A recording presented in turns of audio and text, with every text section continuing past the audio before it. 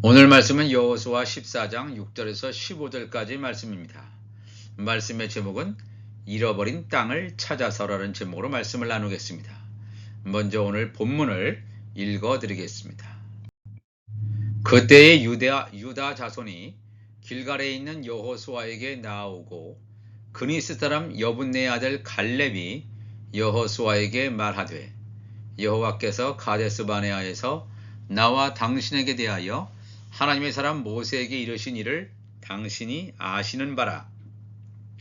내 나이 40세에 여호와의 종 모세가 가데스 바네아에서 나를 보내어 이 땅을 정탐하게 하였으므로 내가 성실한 마음으로 그에게 보고하였고 나와 함께 올라갔던 내 형제들은 백성의 간담을 높게 하였으나 나는 내 하나님 여호와께 충성하였으므로 그날에 모세가 맹세하여 이르되 내가 내 하나님 여호와께 충성하였은즉 내 발로 밟는 땅은 영원히 너와 내 자손의 기업이 되리라 하였나이다. 이제 보소서, 여호와께서 이 말씀을 모세에게 이르신 때로부터 이스라엘이 광야에서 방황한 이 45년 동안을 여호와께서 말씀하신 대로 나를 생존하게 하셨나이다. 오늘 내가 85세로 돼 모세가 나를 보내던 날과 같이 오늘도 내가 여전히 강건하니 내 힘이 그때나 지금이나 같아서 싸움이나 출입에 감당할 수 있으니 그날에 여호와께서 말씀하신 이 산지를 지금 내게 주소서. 당신도 그날에 들으셨거니와 그곳에는 아낙 사람이 있고 그 성읍들은 크고 견고할지라도 여호와께서 나와 함께 하시면 내가 여호와께서 말씀하신 대로 그들을 쫓아내리이다 하니 여호수아가 여분네 아들 갈렙을 위하여 축복하고 헤브론을 그에게 주어 기업을 삼게 하매 헤브론이 그니스 사람 여분네 아들 갈렙의 기업이 되어 오늘까지 이르렀으니 이는 그가 이스라엘의 하나님 여호와를 온전히 좇았음이라. 헤브론의 옛 이름은 기럇 아르바라. 아르바는 아낙 사람 가운데에서 가장 큰 사람이었더라. 그리고 그 땅에 전쟁이 그쳤더라 그랬습니다. 잃어버린 땅을 찾아서 하나님께서 약속하신 대로 여호수아와 갈렙의 인도로 가나안 땅에 들어온 출애굽 2세대들은 가나안 땅을 그들의 지파수대로 나누어 그 지파수로 나누기 위해서 점령합니다. 이 첫 번째 땅을 분배받은 지파가 오늘 본문에서 읽었던 유다 지파입니다. 유다 지파가 땅을 차지하게 되는 이야기 가운데 하나님의 놀라운 섭리의 비밀이 감춰져 있음을 우리가 알아야 됩니다. 먼저 이 민수기 13장, 14장을 살펴보면 이스라엘이 가나안 땅을 정복하기 전에 하나님께서 모세에게 먼저 지파별로 한 사람씩 선발하여 12명의 정탐꾼을 가나안 땅을 정탐하게 하십니다. 우리가 잘 아는 대로 12명의 정탐꾼들 중에서 에브라임 지파를 대표한 여호수아와 유다 지파를 대표한 갈렙 이외에 10명의 정탐꾼들은 그들이 정탐했던 장소에 대한 부정적인 평가를 이스라엘 백성들에게 쏟아놓음으로 말미암아 이스라엘 백성이 하나님을 원망하고 불평하게 만들었습니다. 결과적으로 부정적 의견을 제시했던 10명의 정탐꾼들과 불순종했던 이스라엘 백성들은 가나안 땅에 들어가지 못하고 광야에서 죽음을 맞이하게 되었습니다. 오늘 본문에서 눈여겨보아야 할 인물이 바로 유다 지파의 대표로 선발된 갈렙이라는 사람입니다. 민수기 13장 6절 보면 이스라엘 12지파의 한 사람씩 뽑아서 이 정탐꾼을 보낼 때 각 지파의 대표자들에 대한 언급이 나오는데 이 민수기 13장 6절 보면 유다 지파에서는 여분네의 아들 갈렙이라고 분명히 이 갈렙의 지파를 유다 지파라고 기록하고 있습니다. 오늘 이 본문 말씀에서도 여호수아 14장 6절에도 유다 자손이 길갈에 있는 여호수아에게 나오고 그니스 사람 여분네의 아들 갈렙이 여호수아에게 말하되 그랬어요. 그러니까 이 말씀을 보면 갈렙은 당연히 유다 지파 사람이구나 하는 것을 이 성경을 통해서 우리가 알 수 있습니다. 그런데 우리가 이 갈렙이 유다 지파 사람인데 여분네라는 사람의 아들이라고 하는 것은 기록되어 있습니다. 그런데 이 갈렙이 이 가족의 개념을 조금 넘어서서 과연 어느 종파 사람이느냐 이거죠. 갈렙은 그니스 사람으로 민수기 32장에 기록되어 있습니다.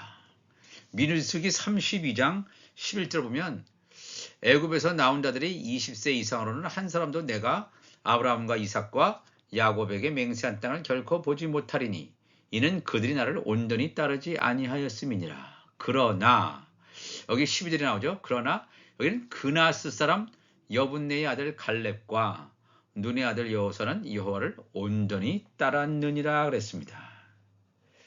이 민수기 32장 12절에는 여분네의 아들 갈렙이 그나스 사람 나오죠. 그나스 사람으로 나옵니다. 근데 여호수아 14장 6절 우리가 읽었던 우리 본 말씀에는 그니스 사람 여분네의 아들 갈렙으로 나옵니다. 이 여호수아에는 그니스 사람으로 나오고 이 민수기 32장에는 그니스 사람이 아니라 그나스 사람으로 나옵니다. 우리말 성경에는 그니스 사람 아니면 또 그나스로 이렇게 다르게 표기되어 있지만 히브리어 성경에는 크니즈라고 하는 동일한 말로 기록되어 있습니다. 왜 이 크니즈란 말을 어떤 때는 그니스 또 어떤 것은 그나스로 했는지는 잘 모르겠습니다. 이걸 동일하게 그니스면 그니스, 그나스면 그나스로 이렇게 동일하게 표기해 줬어야 되는데 왜 이것을 다르게 표기했는지 참 의아하기도 합니다. 자, 어떻든지 간에 이게 동일한 단어라는 사실을 우리가 먼저 알아야 됩니다. 이 갈렙이 그니스 사람이었다. 즉 가족 개념보다 조금 더 포괄적인 개념이죠. 그니스 사람이라고 불리우는 종족에 속해 있었다면 과연 이 그니스라고 하는 종족은 과연 어떤 지파와 연관이 되어 있는가? 우리가 지금 연관된 대로 이 갈렙은 당연히 유다 지파이기 때문에 이 그니스라고 하는 종족도 유다의 지파에 속해 있지 않은 건 아닌가? 우리가 그렇게 생각해 볼 수가 있겠죠? 창세기 36장 9절을 가보면 세일산에 있는 에돔 족속의 조상이다. 에돔 족속이라고 하는 것은 에서라는 사람의 후손을 통해서 이루어진 그러한 족속이 되겠습니다.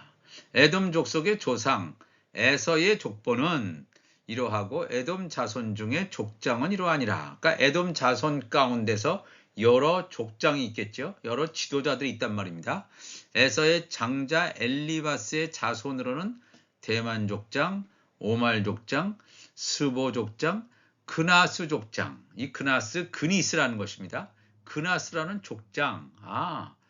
이 에서, 야곱과 에서 할 때 그 에서의 그 후손 가운데 그나스라고 하는 이름을 가진 사람이 있음을 성경은 증거하고 있습니다. 이것이 창세기뿐만 아니라 역대상 1장 43절에도 이런 동일한 말이 있습니다.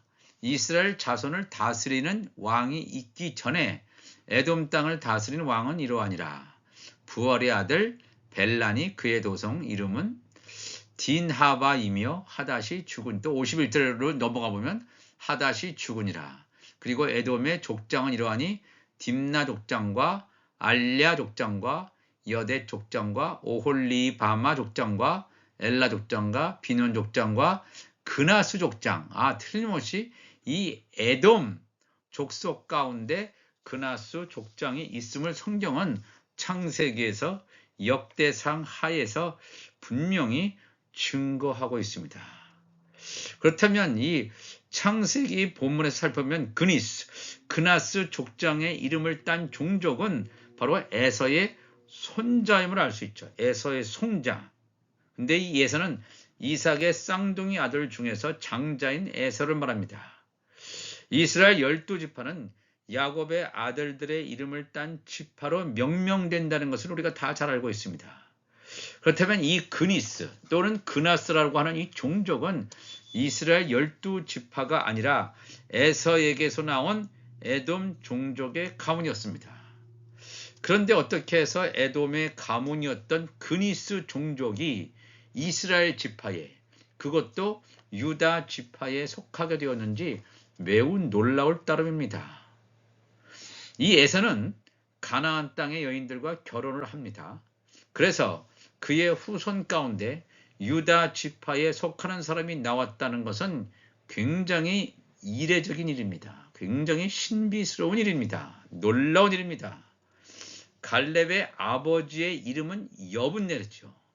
그런데 성경은 여분네를 묘사할 때 그니스 사람이라고 그렇게 기록하고 있습니다.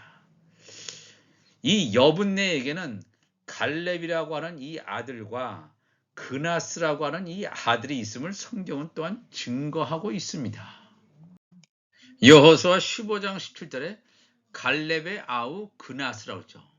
갈렙의 동생 가운데 그나스라는 사람이 있는데 그 동생 그나스의 아들인 온니엘의 얘기를 해주고 있습니다. 그렇기 때문에 이 갈렙의 아버지 이름이 여분네, 이 여분네에게는 갈렙이라고 하는 아들과 그나스라고 하는 이 아들이 있었음을 성경은 증거해주고 있습니다.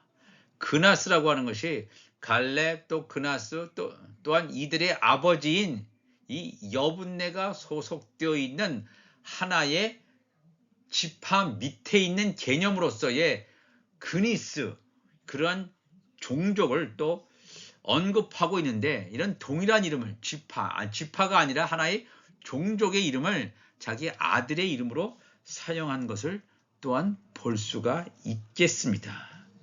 그렇다면 이 가나안 땅을 정탐하였을 때 12명의 정탐꾼들이 정탐했던 장소가 어디인가 하는 것을 우리가 살펴보면 민수기 13장 21절 보면 이에 그들이 올라가서 땅을 정탐하되 12명의 정탐꾼들이 올라가서 땅을 정탐하되 신광야에서부터 하맛 어귀 르홉에 이르렀고 또 네겝으로 올라가서 헤브론에 이르렀으니 헤브론은 애굽 소안보다 7년 전에 세운 곳이라. 그곳에 안악자손 아히만과 세세와 달메가 있었더라라고 그랬습니다.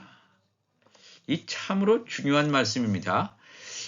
이 가나안 땅을 정탐하는데 가나안 땅 전체를 다 정탐할 수는 없지 않습니까? 그곳에서 12명의 정탐꾼들이 정탐했던 장소가 헤브론이에요. 근데 헤브론에 누가 살고 있었냐면 안악자손, 이 바로 이제 네피림의 후손들이죠. 안악자손 아히만과 세세와 달메가 있었다라고 성경은 증거해 주고 있습니다. 헤브론에 살고 있었던 안악자손의 장대함에 놀라서 이 10명의 정탐꾼들은 부정적인 평가를 이스라엘 백성들에게 쏟아냈다는 것을 우리가 잘 알고 있습니다. 민수기 13장 32절에 이렇게 나와 있죠.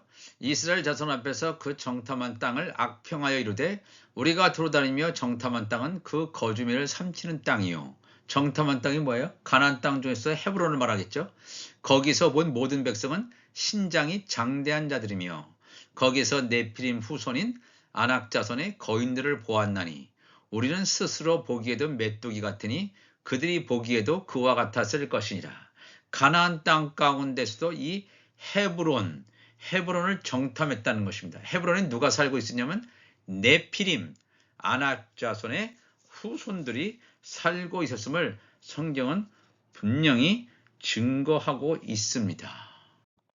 그런데 여호수아 14장 6절, 우리가 오늘 읽었던 본문 말씀이죠. 그때 유다 자손이 길갈에 있는 여호수아에게 나오고 그니스 사람 여분네의 아들 갈렙이 여호수아에게 말하되 여호와께서 가데스 바네아에서 나와 당신에게 대하여 하나님의 사람 모세에게 이르신 일을 당신이 아시는 바라. 이 가데스 바네아에서 나와 당신에게, 즉 갈렙과 여호수아에게 하나님의 사람 모세에게 말씀하신 약속이 있는 거예요. 이 민수기 14장 24절을 보면 그러나 내 종 갈렙은 그 마음이 그들과 달라서 나를 온전히 따랐습니다. 이건 하나님께서 하신 말씀이죠. 그가 갔던 땅, 가나안 땅 중에서 어디를 말합니까? 바로 헤브론 땅을 말합니다. 그가 갔던 땅으로 내가 그를 인도하여 드리리니 그의 자손이 그 땅을 차지할 것이다. 하나님께서 이 갈렙에게 약속을 하세요. 네가 정탐했던 그 땅, 헤브론 땅을 내가 너와 너의 후손에게 줄 것이다 그랬어요. 이 여호수아 14장 9절 우리가 함께 읽었던 이 본문 말씀 가운데도 그날에 모세가 맹세하여 이르되 내가 내 하나님 여호와께 충성하였은즉 갈렙 네가 하나님 여호와께 충성하였기 때문에 내 발로 밟는 땅이 바로 어디냐면 헤브론 땅이에요. 헤브론 땅은 영원히 너와 내 자손의 기업이 되게 하리라 그랬습니다.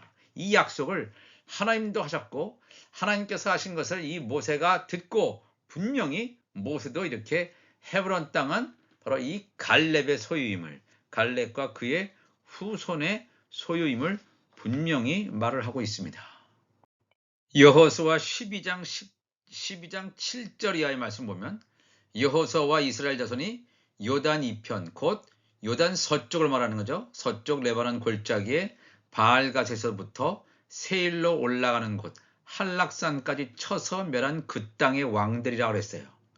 요단강 서쪽에 가나안 땅들 가운데서 하나님의 명령을 따라서 여호수아와 이스라엘 자손이 멸망시킨 그 땅의 왕들을 쭉 나열하고 있습니다. 그 땅을 여호수아가 이스라엘 지파들에게 구분에 따라 소유로 주었으니 곧 산지와 평지와 아라바와 경사지와 광야와 네겝 곧 헷 족속, 아모리 족속, 가나안 족속, 브리스 족속과 히위 족속과 여부스 족속의 땅이라. 그러면서 가나안 족속의 31명의 왕들의 이름, 쳐서 멸한 왕들의 이름을 이렇게 나열하고 있는데 12장 9절 보니까 하나는 여리고 왕이요, 하나는 베델 곁에 아이 왕이요, 하나는 예루살렘 왕이요, 하나는 헤브론 왕이라. 헤브론은 뭐죠? 하나님께서 이 갈렙에게 너와 너의 후손에게 줄 땅 말한 이 헤브론 왕을 여호수아와 이스라엘 자손이 쳐서 멸했던 것입니다. 이 헤브론이라고 하는 것은 네피림, 하나님에 대한 지식이 없는 멸망할 짐승 같은 자, 이 네피림이 살고 있는 곳입니다. 헤브론 왕을 멸망시켰어요. 그렇다면 헤브론 왕이 멸망되었기 때문에 모든 그 헤브론에 있는 모든 네피림은 다 멸망되었을까? 그렇지 않다는 거예요. 여호수아 14장 12절 우리가 읽었던 본 말씀 가운데 그날에 여호와께서 말씀하신 이 산지가 뭐죠? 헤브론이에요. 이 헤브론을 지금 내게 주소서. 이렇게 갈렙이 얘기하는 거예요. 당신도 그날에 들으셨거니와, 이 여호수아에게 말하는 거죠. 당신도 그날에 들으셨거니와 그곳에는, 이 헤브론에는 아낙 사람이 있고 이 네피림 아낙 사람이 있고 그 성읍들은 크고 견고할지라도 여호와께서 나와 함께 하시면 내가 여호와께서 말씀하신 대로 그들을 쫓아내리다 그랬어요. 그러니까 완전히 헤브론에 있는 이 아낙 사람을 죽인 게 아니에요. 지금까지 여호수아가 여분네 아들 갈렙을 위하여 축복하고 헤브론을 그에게 주어 기업을 삼게 하매 헤브론이 그니스 사람 여분네 아들 갈렙의 기업이 되어 오늘까지 이르렀으니 이는 그가 이스라엘의 하나님 여호와를 온전히 쫓았음이라 라고 성경은 분명히 기록해 주고 있습니다. 여호수아 15장 13절에도 이렇게 동일하게 기록되어 있습니다.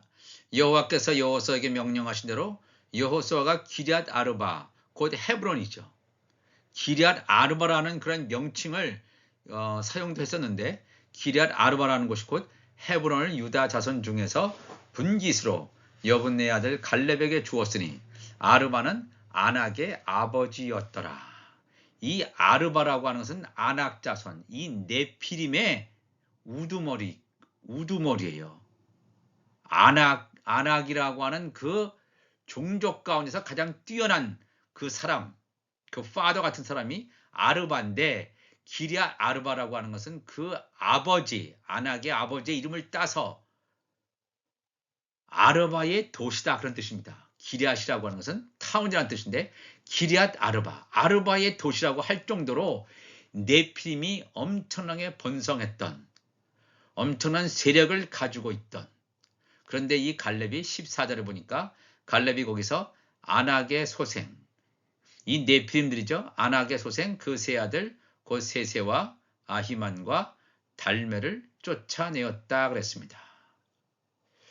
여호수아 14장 15절에도 헤브론의 옛 이름은 기럇 아르바다. 이 아르바의 도시다 할 정도로 이 네피림이 완전히 장악하고 있던 도시가 되겠습니다. 아르바는 아락 사람 가운데서 가장 큰 사람, 위대한 사람이었다, 이렇게 성경은 증거해 주고 있습니다.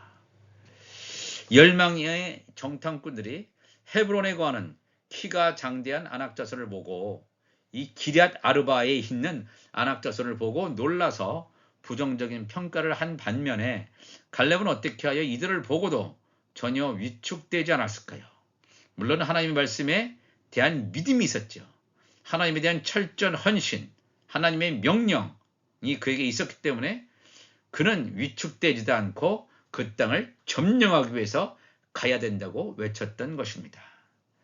이 갈렙의 마음속에는 헤브론이라고 하는 이 장소가 아무리 어려운 장벽처럼 보여서도 반드시 점령해야 하는 당위성이 있는 곳이었음을 알았던 것입니다.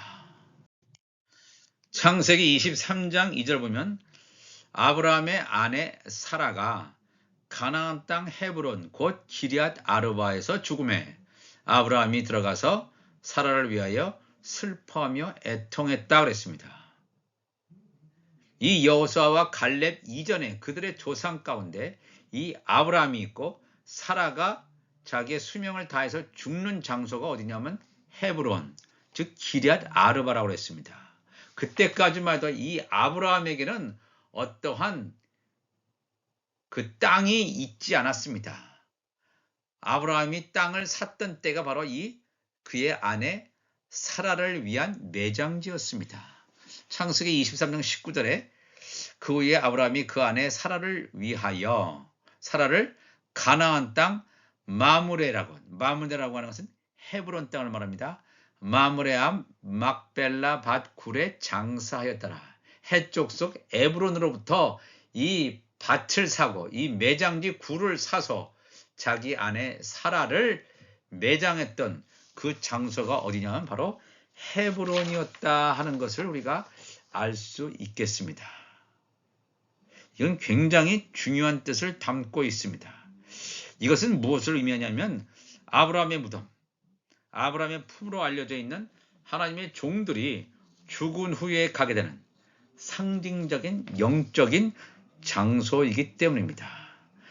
이 갈렙은 상황이 유리하든지 불리하든지 관계없이 철저히 하나님의 명령에 순종했던 사람입니다. 이 갈렙이 이렇게 얘기하죠. 여호수아 14장 12절에 그날의 여호와께서 말씀하신 이 산지를 가데스 바네아에서 약속하신 이 헤브론, 이 산지를 지금 내게 주소서. 당신도 이 여호수아 당신도 그날에 들으셨거니와 그곳에는 아낙 사람이 있고 그 성읍들은 크고 견고할지라도 여호와께서 나와 함께 하시면 내가 여호와께서 말씀하신 대로 그들을 쫓아낼 것이다 그랬습니다. 이 산지를 내게 주소서라고 하는 이 말은, 이 갈렙의 외침은 자신의 기업을 챙기려는, 뭔가 소유욕이 강해서 이 땅의 재물을, 물질적인 것을 차지하려는, 그래서 하나님께 소원을 담아 자신의 원함을 이루려고 하는 그런 것이 결코 아닙니다. 이 산지를 지금 내게 주소서. 내가 원하는 것, 내가 소원하는 것, 이 산지를 내게 주소서. 이 갈렙과 같이 우리가 기도할 때 이렇게 기도합니까? 절대로 갈렙은 자기의 소원을 위해서 기도한 것이 결코 아닙니다. 왜 이 갈렙이 이 산지를, 헤브론을 지금 내게 주소서 이렇게 얘기했을까요? 제가 말씀드린 대로 하나님의 종들이 묻힐 매장지, 이 아브라함이 합법적으로 헷 족속으로부터 헤브론의 밭과 굴을 분명히 돈 주고 매입했는데도 불구하고 이 악한 자들, 이 네피림이 불법적으로 헤브론을 점령하고 있었습니다. 불법적으로 헤브론을 점령하고 있었기 때문에 저들을 쳐서 멸하고 하나님의 종들이 매장할 이 매장지를 온전히 다시 회복하게 되는 놀라운 사건을 우리가 보게 됩니다. 이 갈렙의 조상은 에돔의 족속에 속했지만 어찌 보면 하나님의 약속과는 거리가 멀었을지도 모릅니다. 물론 이 에서의 에서의 후손 가운데서도 천국 시민이 거두어지는 놀라운 약속이 있는 것을 우리가 알게 됩니다. 하나님의 놀라운 섭리는 에돔 족속에 속했던 갈렙의 조상들 가운데서 유다 지파로 오게 되는 것을 성경을 통해서 보게 됩니다. 이것은 물론 혈연적인 관계를 말하는 것이 아닙니다. 하나님 나라의 영적인 관계성을 보여줍니다. 이 갈렙은 유다 지파에 속하여 하나님의 종들의 죽음 이후의 매장제를 준비하는 아브라함의 무덤, 그 다음에 이 아브라함의 품을 예비하는 중요한 사역을 완수한 것을 봅니다. 잃어버린 땅, 하나님께서 말씀하신 영적인 축복을 받기 위해서 우리 앞에 병풍처럼 드리워져 있는 장애물에 겁을 먹거나 물러서는 것이 아니라 이 산지를 내게 주소서. 하나님께서 약속하신 이 산지, 이것을 내게 주소서. 나의 소원 성취의 기도가 아니라 하나님의 약속한 이 산지를 내게 주소서. 나에게 헤브론을 주소서. 이 헤브론 안에 안악자산과 같은 이 네피림이 진치고 있지만 이 하나님의 약속대로 이 모든 것들을 다 물리치고 멸망시키고 하나님의 나라, 하나님의 의를 이룰 수 있도록 이 산지를 내게 주소서라고 힘차게 외쳤던 갈렙처럼 하나님께서 주신 사명을 온전히 감당하는 하나님의 전사들이 되시기를 예수 그리스도의 이름으로 축복을 합니다. 다 같이 기도하시겠습니다. 하나님 아버지 감사합니다. 오늘도 이 귀한 말씀을 통해서 잃어버린 땅을 찾는, 잃어버린 산지, 하나님의 약속의 땅을 이 악한 것들이 차지하고 있는 것을 우리가 바라보면서 이 땅의 물질적인 이 땅의 소유가 아니라 이 땅이 어떤 나의 소원 성취가 아니라 하나님의 나라와 그의 의를 위해서 우리가 다시 하나님의 나라를 회복하고 하나님의 나라를 이 땅에 도래시킬 수 있는 놀라운 영적인 하나님의 전사들이 다 될 수 있도록 인도하여 주옵소서. 감사하며 예수님의 이름으로 기도합나이다. 아멘.